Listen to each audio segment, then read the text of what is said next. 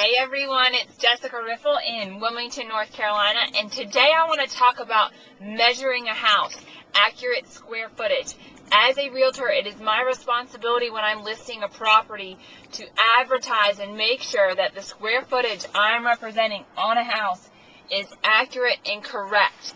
So this doesn't mean, and unfortunately this is what this is what it means to a lot of agents, is to take the prior measurements from the MLS and use those when they are going to list the property. A lot of times people don't want to measure themselves or don't trust themselves measuring, or they're just lazy, I guess, and don't want to deal with it and take the prior measurements in the MLS. A lot of times this is fine. The measurements are accurate. Everything moves along smoothly. No one ever, really notices. It's not a big deal. However, as a realtor, it's my responsibility to measure, to be able to show that floor plan with the measurements on it.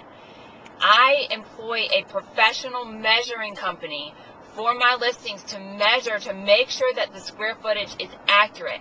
The person I use, or company or whatever, is actually a licensed appraiser here in Wilmington, North Carolina, and he does this measuring service as a kind of a side business. He is the most accurate. I trust him way more than I trust myself measuring a house. That is what he does. He is by far so accurate. So for myself and for my clients, I feel that it is a service for me, to pay him to do this, because it benefits me and them. I've had 2 cases this year of houses that I've gone to list, my sellers, and when I went to list their house and employed my professional measuring company to measure it, the square footage was actually higher than what had been previously advertised in MLS.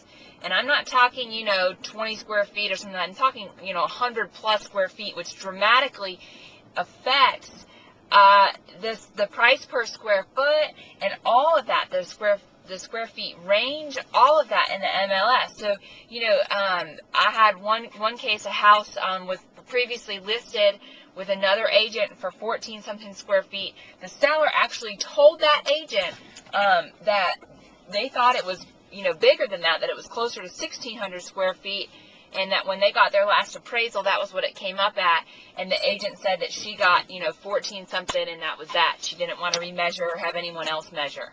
Well, guess what? When my appraiser / professional measurer went out and measured it, he got the same thing that the previous appraiser had, the close to, 1,600 square feet. That agent had made a mistake, and a huge mistake, that increased the price per square foot and everything on that house, because she didn't take the time to go back or to accurately measure or whatever. So square footage is very, very important. It is the agent's responsibility. If you are a seller, you need to be asking your agent where they're getting those measurements, if they're doing it themselves, if they are taking the measurements from the MLS, or if they're employing someone professional that does the measuring for them, that's going to provide you with a floor plan.